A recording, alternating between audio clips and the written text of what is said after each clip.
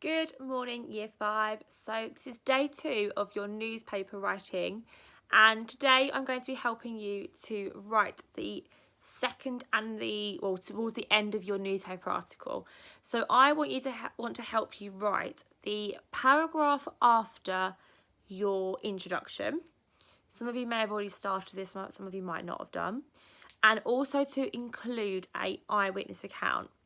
Now, I had lots of questions yesterday asking me how much should I be writing? Should I only write the introduction? I thought I made it quite clear in my video. Only write the introduction and the first few sentences of your second paragraph. And that is because I want to show you how to include the W's in more detail. As you can see here, I have started to write my second paragraph. Now, this is not all I am writing for my second paragraph because that is only 2 sentences. My first full stop is there and my last one is there. 2 sentences per paragraph is not enough.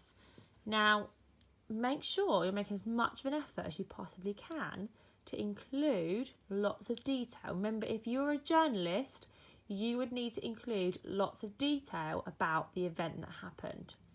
So this is the start of my second paragraph. If you want to quickly read my first paragraph, then watch yesterday's video and have a look at it. But this is my second paragraph. So it says, as mentioned earlier in this report, Petit, tightrope professional, has set himself the extreme challenge to tightrope between the 2 towers. It is reported that the aerialist, who sported appropriate tightrope attire, hesitantly stepped out whilst passers-by gasped anxiously.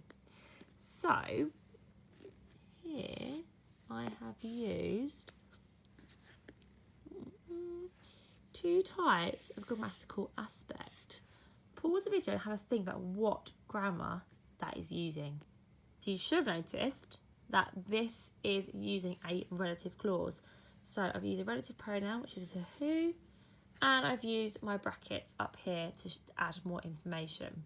Okay, it's really important as we get to the end of year 5 now that we are using these relative clauses, particularly using the relative pronoun and the correct punctuation to add more detail to our paragraphs and our writing. So like I said, you will need to make sure you are including more detail in this. This is just my first 2 sentences. I would be adding more detail onto the end of this if I was going to carry on writing, but I'm not going to do it for you because it's your newspaper article, not mine. It's just to give you an idea.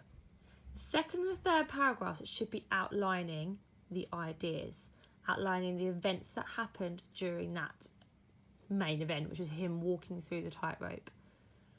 The next part of this modelling I'm going to show you is how to include the eyewitness accounts. So my third paragraph, I would begin to think about introducing some eyewitnesses. Now, you might only want to choose to do 1 eyewitness. I personally would do 2 eyewitnesses to give you lots to talk about in your newspaper article. So here I have modelled one way. Now, I haven't gone into too much detail, again, because I'm not trying to write this for you. I'm just trying to give you a few ideas of how to set out your writing.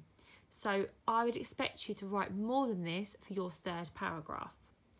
So it says, as people down below screamed with fear, Robert, 56, here I might have added in his job or where he was from or what he was doing, reported the moment he saw Petit take the first step.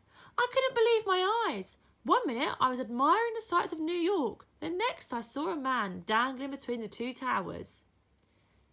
The event obviously shocked our eyewitness, who described the event in detail for over an hour to our journalists. After Petit stepped onto the tightrope, officers immediately issued a warrant for his arrest. Now, there's lots of description that could be added in here, and I would go back and do that in my polishing. But I'm just trying to show you how your eyewitness account shouldn't be the eyewitness basically repeating the whole event to the journalists. They would literally say a sentence, and then you as the newspaper article reporter or the journalist would add detail to that. So I've only written a small amount here. And then I've added more detail down towards the end of that paragraph.